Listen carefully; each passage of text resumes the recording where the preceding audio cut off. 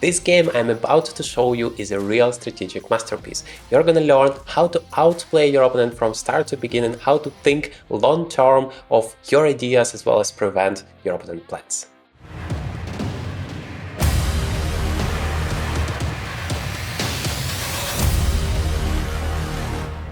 What's up, chess player, and welcome to the Journey to Grandmaster, the place where you can improve every single aspect of your chess game. I'm taking part in the Munich Open Chess Tournament, very tough one. A lot of great Grandmasters are taking part, and yesterday I played this amazing game as white, and I finally managed to win the game. I mean, it was so difficult for the last couple of days. Even though I felt like I'm playing pretty good, it was a huge challenge for me to win the game. And this one is also a very good strategic lesson for you, because there are so many important aspects here to take a look at. And of course, in the end of the day, it all comes down how do you switch from strategical understanding to tactical awareness to bring the full point home. So let's take a look. We have played the Queen's Gambit. I mean, this is the opening that has survived absolutely everything and still is more than playable nowadays. So many players are playing it. So I'm playing the main line here, take stakes and bishop to g5, trying to be as active as possible from the very beginning. This is normally the strategy you should use as white. I'm playing e3. I'm not really going through with the knight f3 too early, because I still have a choice where to place it, to e2 or to f3. And as you can see, after queen to c2 and e7, I'm placing it to e2 because it's considered to be a little bit more flexible. Why? Because it gives you additional options, like playing this move f3 and then having this plan in the center to go forward and, yeah, basically just create a huge pawn center and destroy your opponent going forward. But this is not a plan I have chosen here, because my opponent played all of that pretty quickly, and he normally have played bishop d6 variation, so I thought, well, maybe he has not that much experience in the bishop e7 variation. So here I thought, okay, he is expecting me to go for this plan, so let me choose something else, right? You always want to trick your opponent, especially if he is powered by the machines. Well, you don't really want to play against the machines. So what is the second normal plan in this type of pawn structure? Of course, that is called the minority attack. You play rook to b1 and you want to push this pawn. The idea behind that is to create weakness in your opponent's camp.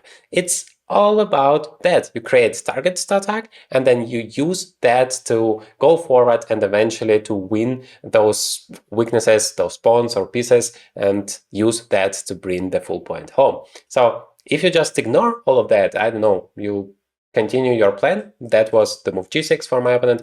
By the way, that's exactly what has been played. And then you play knight to e6. The idea is pretty cute. You play knight to f8, knight to e6, knight to g7, and then bishop to f5. And you want to exchange this light squares bishop, which you see is not really great for black, it's not doing much. And then you want to remaneuver your knight all the way to d6. d6 is like a perfect square for the knight to have, because it controls pretty much everything from here.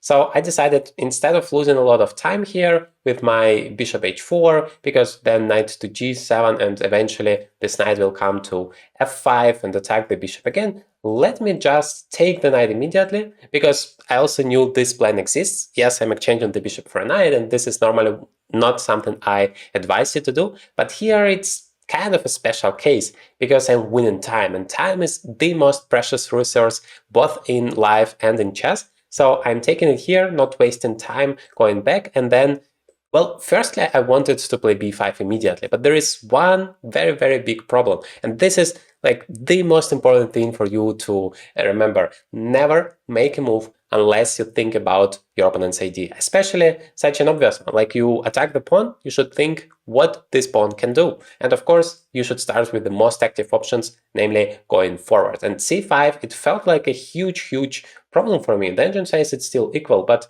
I don't know, I already felt that it could be very unpleasant, because knight d3, queen takes, and bishop f5 is coming, just attacking my queen. Yes, I can play rook c1, but this is absolutely not what I want to achieve. d4 is possible immediately, just destroying this isolated pawn, and then all my advantage is gone, and it's even, I would argue, more flexible, more pleasant to play as black.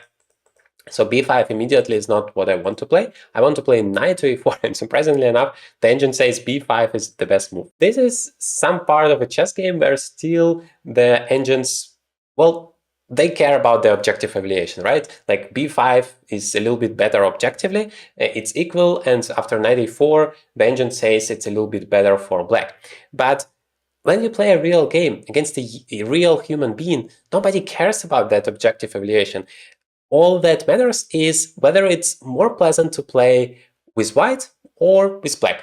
This is all that matters during a real chess game. And I would argue this position is much simpler to play as white because you have a very clear plan. I want to play knight to c5, I want to play a4, I want to play b5, I want to take on c6, creating this huge weakness on the c6 square, and then having such a perfect outpost for my knight on c5. I mean, there is absolutely nobody that is able to get rid of it. Then I can bring the second knight there, I can bring the rook, and eventually I can just destroy my opponent thanks to those weaknesses. Whereas I don't have any weaknesses at all. Like normally black is trying to deliver a checkmate in the queen's gambit, but all of those pieces are somehow completely misplaced in terms of attacking my king. It's like you need 10 more moves, whereas I just need one to create already my first threat.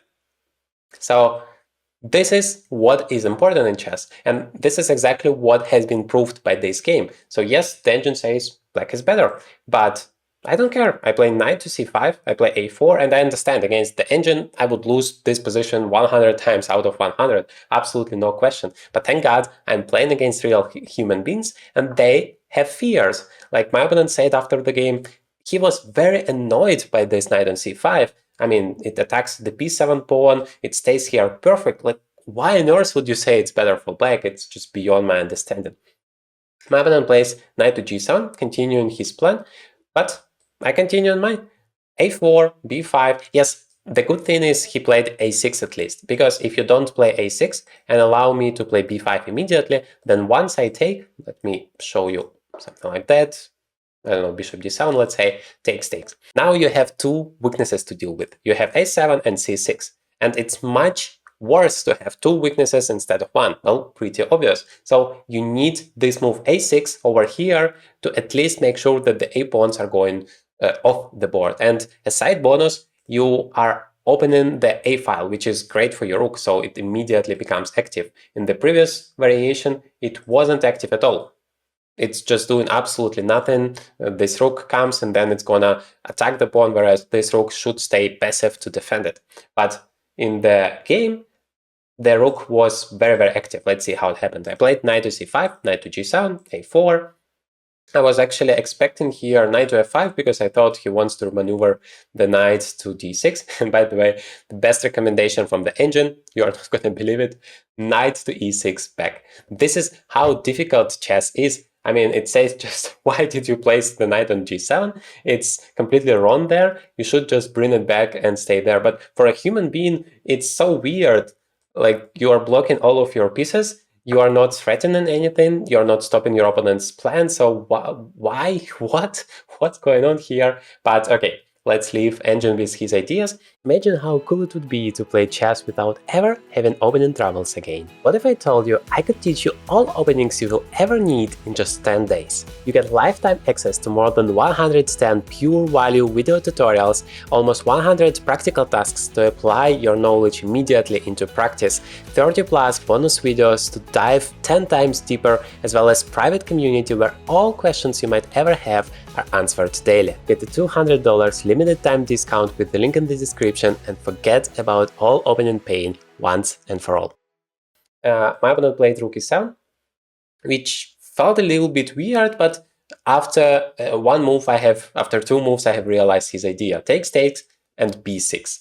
Now, from a strategical point of view, this is a huge mistake. I would argue, like after this move, the position is strategically winning for white. And now it comes to tactical awareness. Like if I can calculate all of the variations correctly, because if I can maintain this horrible structure for black, then I'm basically winning. The question is what my opponent can get in the meantime. Can he create some dangerous tactical threats for me that would matter more than this huge strategic liability for him?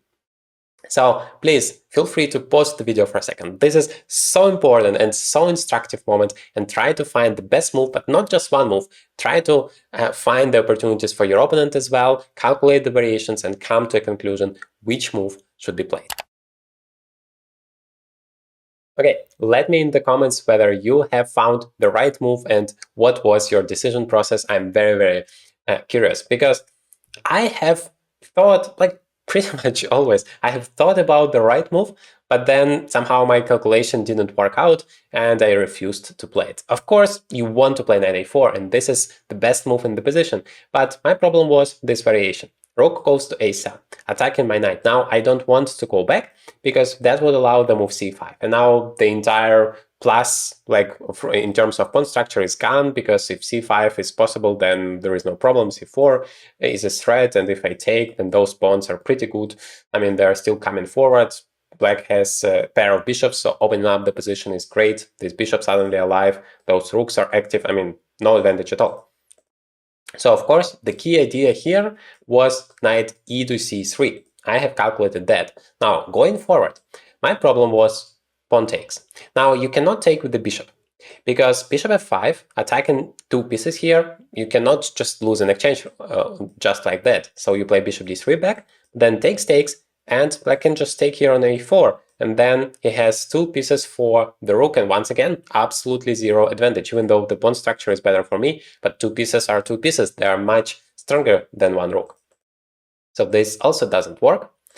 That means bishop takes b5 is not possible. Knight takes b5 is obviously also not possible, because the knight is hanging, and you cannot just go back, because then it doesn't make sense. You lose so much time. Those rooks are coming. So the only move that should be considered here is rook takes b5. Either it works and then everything is great, or it doesn't, and then the whole knight e4 idea is wrong.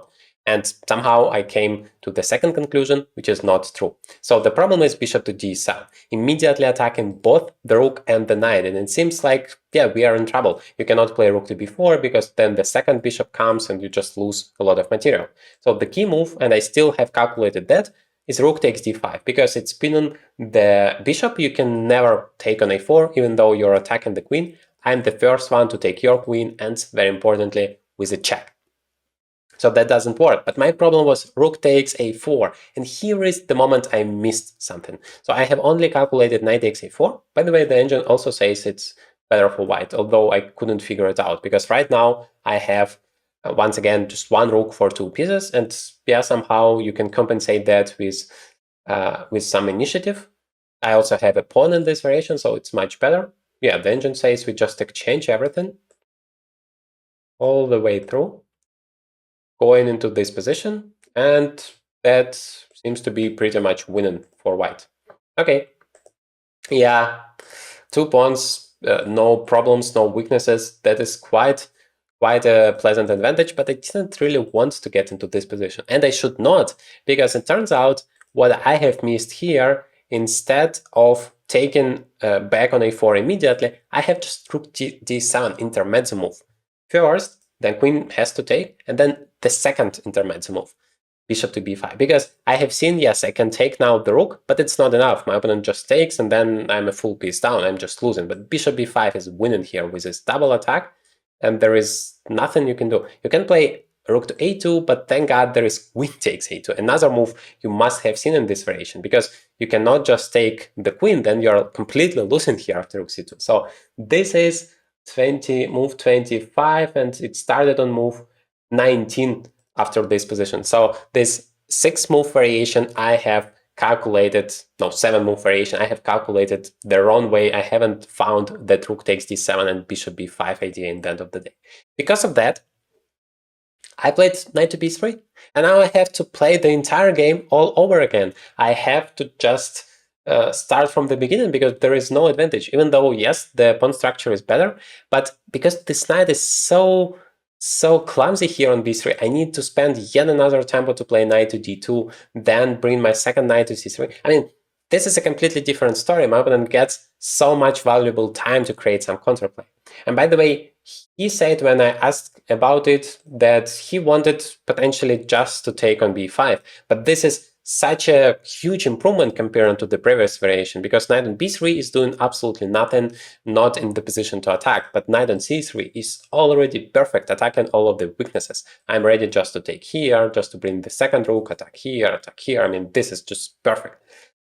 So yeah, I guess the right decision was just to go for it and just have this feeling that it's going to work out in the end of the day. This is what I have learned recently from the great book from Jacob Agard, which I'm going through these days. I mean, not like literally these days because I'm playing in the tournament, but overall, he says that it's important, like you can never calculate till the end. Sometimes the variation is straightforward, yes, you can, but in most of the cases, you just cannot see it through the end. But if you feel it's gonna work, then you should trust your intuition and go for it. This is the strategic advice. I felt like if I would listen more to my intuition, that would help me a lot throughout my whole chess career. And I'm trying to do that, but as you see in this example, I couldn't really trust my intuition with that because I knew that if the variation doesn't work, then I might just lose the game on the spot. So yeah, I'm apparently not that brave still.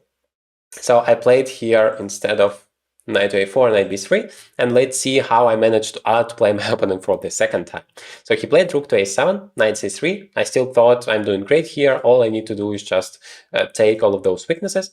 But somehow my opponent plays queen to d6, and he finally has a plan to create some checkmating ideas. Remember, I told you the plan for black is to deliver a checkmate, because if you don't, you're just left with those weaknesses for the rest of your miserable life, and there is nothing to be done, because white has absolutely zero weaknesses. But if you attack the king, of course, that's completely different story. So I was pretty worried here. I spent so much time here trying to figure out the right plan, but I couldn't really find anything really great. I mean, you see that the moves I'm making here are correct, but it still doesn't really help me a lot. Knight f3, okay, all of the moves are correct. h3 is not that great. Yeah, I was thinking about knight b5 first, but decided to start with h3. Anyway, knight goes to b5, and now I played h4. I decided that, okay, I need to create some more weaknesses, because those are the weaknesses, but I cannot attack it. And this is the only thing that matters. Who cares about the weaknesses if you have no way to make use of it, right? I mean, I would be happy to place my bishop somewhere here to attack this weakness, or somewhere here, but I cannot do that. Somehow the bishop has no way, my pieces stand on the way. So difficult. So now some pieces are going off the board. I'm taken with the knight because I'm threatening here to play h5. For example, you would be happy to play knight d6, but suddenly I play h5 and it's very inconvenient, and suddenly I'm the one who is attacking the king. Although the pawn on h7 is actually not hanging, but you cannot allow yourself to spoil the pawn structure like that. Now the knight is coming, and yeah, it's just too much to handle. Okay, so that was my plan. My opponent played knight to g7 back instead. At least the good thing is the knight is passive again. It's not going to the center. I played knight to e2 because I wanted to relocate the knight to f4. My opponent played rook to c7 and exchanged another pair of rooks. Then he played bishop to f7. I played queen h3, trying to activate my queen, but once again, there is no advantage, just a tiny one. But strategically, still, he is in big danger, because I don't have any weaknesses at all. Just maybe my king might be a little bit vulnerable, but he has long-term strategical problems. Now, if he exchanges the queens, that actually might change, because suddenly he has a passer, which I don't have, and he has two bishops to help with that.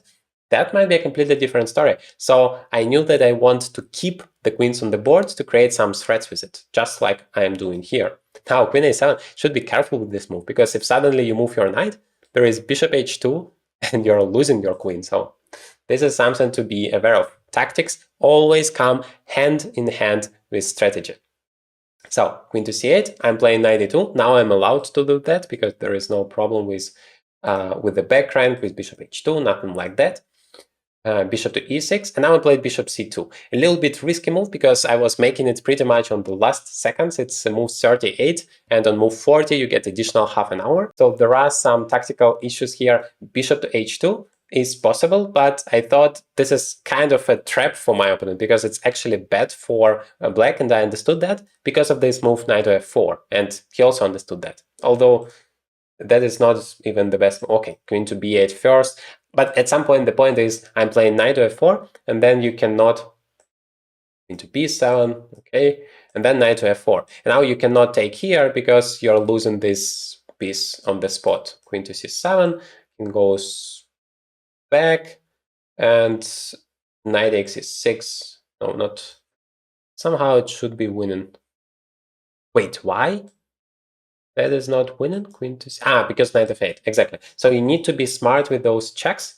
Queen to d8. Yeah, this is the variation I have calculated. And now you can take on e6. And now if knight takes, then I have queen d7 and I'm taking the knight. If king takes, then I have queen g8 and I'm taking the knight here. I have an extra piece, completely winning position. So back here, my opponent cannot play bishop h2. This is just a bad idea. He played queen b8, but now I'm coming to my second idea, finally bringing my pieces to attack this weakness on d5. There is basically no way you can save it. So I played bishop to b3, and now finally I got my half an hour, so I could have really thought about what to do here. I played the move e4, which is the great move. Don't really understand the difference. What happens if I start with knight c3? Okay.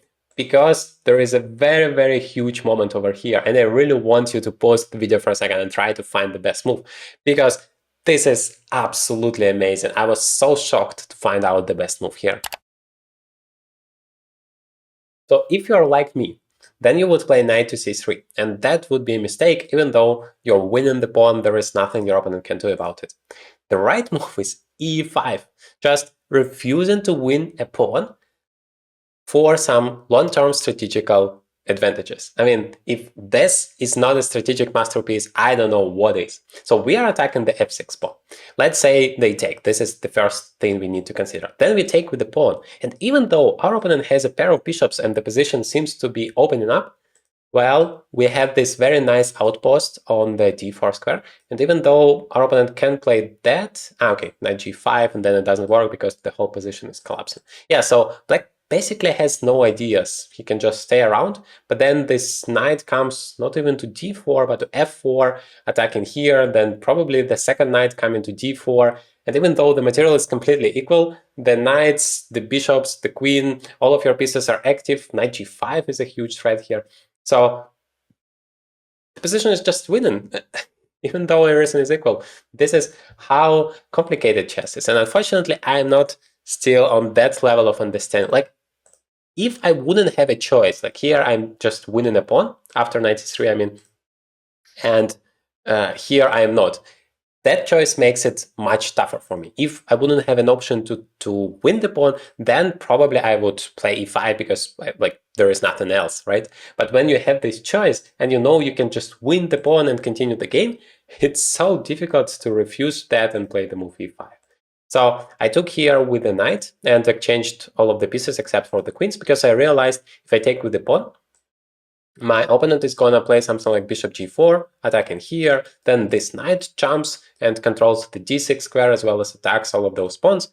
I mean, yes, I have won a pawn, congratulations, but I'm not really that happy, and the engine confirms it's completely equal here. So I decided I need to exchange those minor pieces, and I cannot exchange the queens because afterwards, okay, at least I'm happy I'm still not losing here, but I didn't see any way to make any progress. This king comes here, he places his pawns over b5 and f5, and then the bishop will always attack the knight. If the knight goes here, you can attack from here or with a pawn. If the knight comes here to protect the pawn, then this pawn comes to f4 and then he takes, and I'm not in time with my king. So this endgame is not a great thing, and I have a knight against the bishop, and he has a distant passer. It's really not really good conditions for the endgame. But if we leave the queens on the board, it's a completely different story, because now I have a beautiful combination of knight and queen to create threats for my opponent, and that's exactly what I did here. Queen went to bishop d6 has been played, and I played queen to a4. Okay, suddenly the engine says it's the best move because during the game I thought it's a huge mistake because my opponent plays queen to c7 and now I cannot play g3 anymore because of just bishop takes g3, and I somehow completely missed that idea. And my initial idea was just to play g3, but the problem with that is it allows b4, b5 and then b4, and at least this pawn is much closer to the promotion square. I wanted to really stop it on b6. But you can't have everything, right? You have to give up something. So queen a4, now I have to give up this g3 idea, and I have to do something about my king. Suddenly I realized, like, what do I do with it? I thought about knight to d2 move, but then I wasn't happy about bishop to h2. And then if I go here, then there is bishop f4 back, threatening queen c1 winning.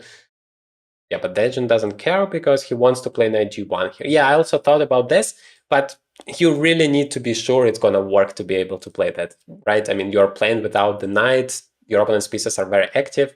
Apparently that still works. Okay, I have chosen another pass. Instead, I have played king to f1 and also hoped for the best because I wasn't really happy to see this queen coming to c1. I hope I would have found the right move knight to e1 because I was scared to make it. Once again, bishop b4 is always coming, but it seems like my threats are more dangerous. Queen d7 is like, I wasn't sure if he plays king to h6. What do I do in this case? Because I cannot play queen d7, just bishop b4, and now that's completely lost actually. But apparently there is queen to c6 winning, because this time the king is too far away, and if he takes and goes into the endgame, he's just not in time. Whereas I am in time. Knight to c2, king to, yeah, just d5, and then even though he comes, okay, just 90, okay, 94 and knight b5, yeah, that is of course winning. If I just block this square, he cannot do anything at all. Yeah, so here the situation changes. So instead of that, somehow he didn't even play queen to c1, because I would say this is the biggest challenge for me to find this knight e1 idea. Going backwards is always tough in chess.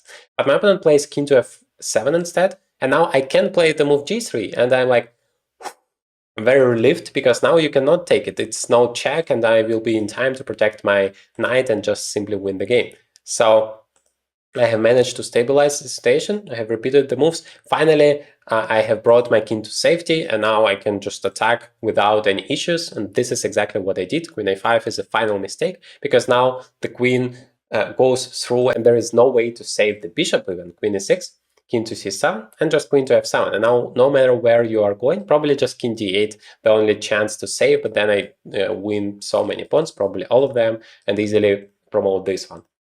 He played king to c8, but now just queen e8, and no matter where the king goes, I just win the bishop and the game. So here my opponent finally resigned, and I won the game twice. First, strategically, with this minority attack. Please remember, this is very, very useful. And second, tactically, with this very nice idea of going into this endgame and then remaneuvering my queen, making sure my king is safe, and going through, finally breaking through and making progress and outplay my opponent. Now, in this video, I share with you the biggest challenge there is in chess and how to handle it. Very, very useful video. Definitely take a look at it.